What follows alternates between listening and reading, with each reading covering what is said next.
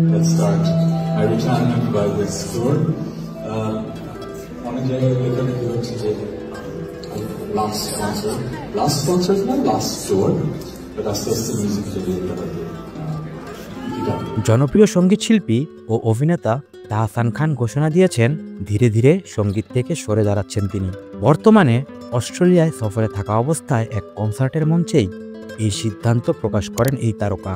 একটি ভাইরাল ভিডিওতে তাহসানকে বলতে শোনা যায়, এটাই আমার শেষ কনসার্ট, আস্তে আস্তে মিউজিক ক্যারিয়ারটাও গুটিয়ে ফেলবো। মেয়ে বড় হচ্ছে, এখন কি স্টেজে দাঁড়িয়ে এমন লাফলাফি করতে ভালো লাগে? কথার ভেতরে ছিল আবেগ ও দায়িত্ববোধের প্রকাশ। শুধু সঙ্গীত নয়, এর আগে অভিনয় থেকেও আংশিক সরে দাঁড়ানোর ইঙ্গিত দিয়েছিলেন তিনি। 20 বছরের অভিনয় জীবন শেষে গত বছর জানান, একঘেয়েমি এলে বা ভালো কাজ না পেলে বিরতি নেওয়াই প্রয়োজন। তাহসানের সঙ্গীত ছাড়ার পেছনে ব্যক্তিগত সিদ্ধান্তের পাশাপাশি স্বাস্থ্যগত কারণও কাজ করছে। কয়েক বছর আগে তার কণ্ঠনালীতে একটি জটিলতা ধরা পড়ে। এর ফলে গলার গঠন পরিবর্তন হচ্ছে, যা গাওয়ার আগ্রহ ও সামর্থ্য কমিয়ে দিচ্ছে। 2018 সালেই তিনি ভক্তদের জানিয়েছিলেন, এক সময় হয়তো কনসার্ট বন্ধ করে দিতে হবে।